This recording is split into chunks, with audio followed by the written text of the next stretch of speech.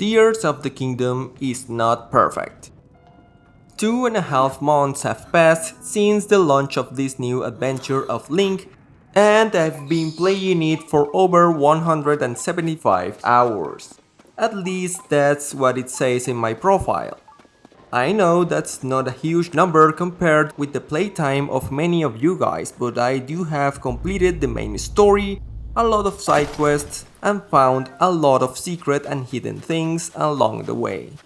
I still need to do a lot if I want to finish it at 100%, but I'm here to talk about the things in the game that aren't good.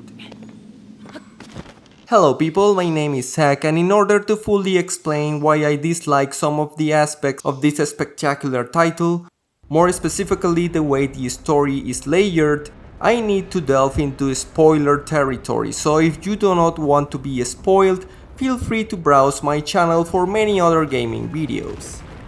Still here? Please subscribe, and let's go. Don't get me wrong, the game is awesome and it's one of the best I've played in years. But Tears of the Kingdom is the game that rewards you with the spoilers if you explore. Imagine having a great plot with a great twist, a moment that will change the course of the story you are experiencing, a moment that is so powerful only because the story has been building up to it. It can be a plot twist, it can be a huge discovery, it can be the death of some important character. You name it. Picture that, and then picture yourself finding that moment at the very beginning of your adventure with no context of what's happening and with no care whatsoever for the characters involved in it, only because you wanted to explore. That's exactly what can happen in Tears of the Kingdom. And let me be very clear here. Exploring is the most important mechanic of the game and something that the game is constantly telling us to do. This new approach to storytelling has many flaws if not done correctly. The way it was implemented in Breath of the Wild felt fresh at the beginning and it was well crafted along the main narrative. Basically, it was their first attempt. The main problem of this non-linear way of telling a story is that can only be engaging if the chunks they are telling us are not directly tied to the important plot points of such story, or if the chunks are accessible in a predetermined order. But if all the chunks are important, the engagement will not be present if, for example, you see Queen Sonia being killed by Ganondorf the second time you happen to find a completely optional Tear of the Dragon in the overworld. You can't feel a thing for a character that you just met. All the things the story supposedly built to lead up to this moment are now pointless, because you were spoiled by exploring too much. On another note, you can also feel detached at some points because you are told what has happened and you are not taking part of it as a player. The way I see it is that there are two stories, one important, the core structure of all the characters that is told through memories, and one that is needed for the game to move forward. And ironically, this one, the story we are experiencing as we play, is so simple. If the game is telling you to do anything you want, well then, what happens if you decide to go for all the Tears of the Dragon first before advancing through the temples? I did that. You discover the entire story, get to know the important stuff, and then what? You still have 90% of story content in front of you, but you already know everything. I lost all the hype, I knew the game didn't have much more left to offer me, and I even checked the memory section to find out that I was just missing a few and felt disappointed. I knew that Sonia was killed very early. I knew what the sages did in the imprisoning war. I knew that Zelda transformed into a dragon to restore the Master Sword.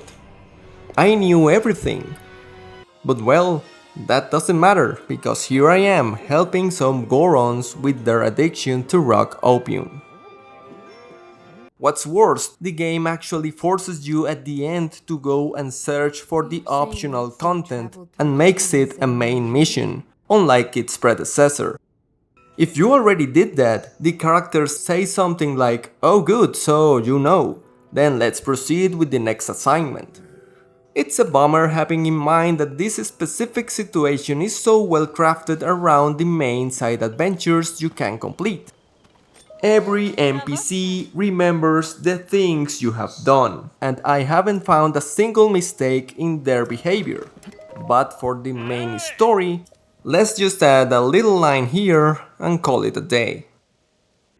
This only means that they wanted the player to know the full picture, and it's sad to see they decided to do it the way they did. If I may, there are some solutions to this.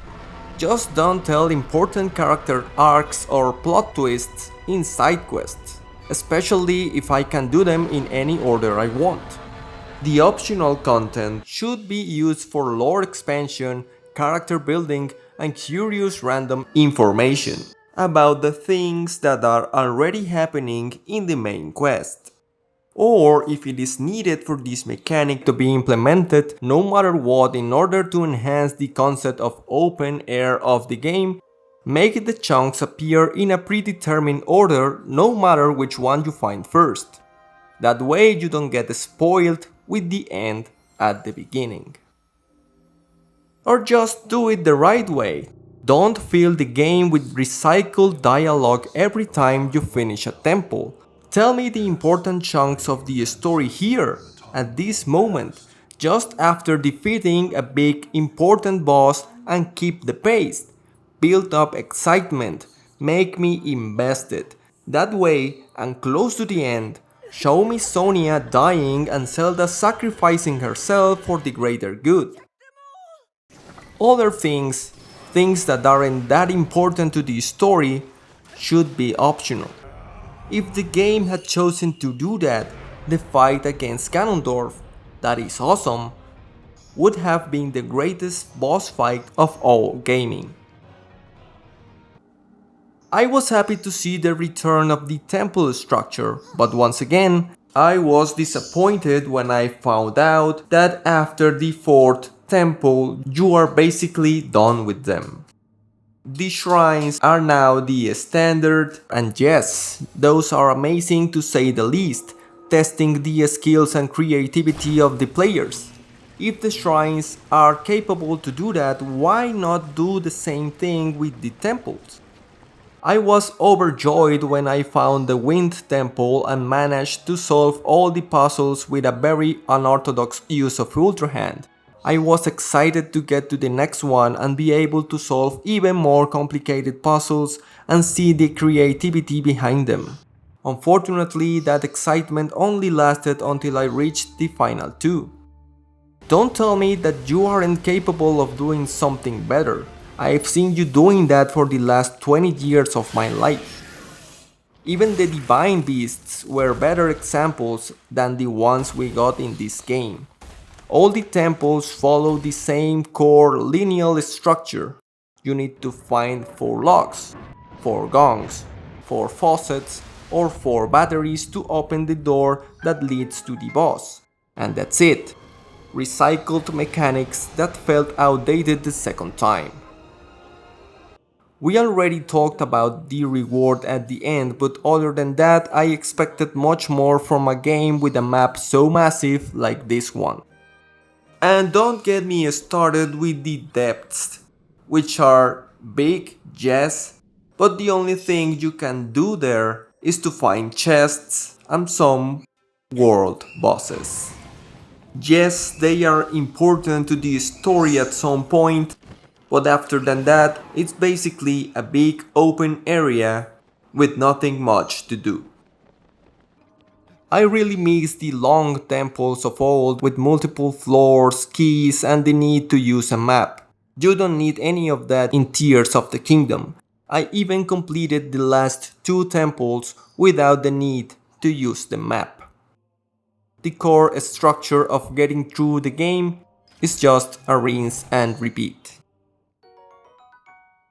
If the goal of having an open world so massive is to fill it at 90% with side quests and optional content, better don't make it so open. At this point we all understand that the core mechanic and concept of this new generation of Zelda is exploration and freedom. One way to achieve it is to have a huge area to do that, and of course fill it with Koroks, treasure chests, caves, enemies, and lots of side quests.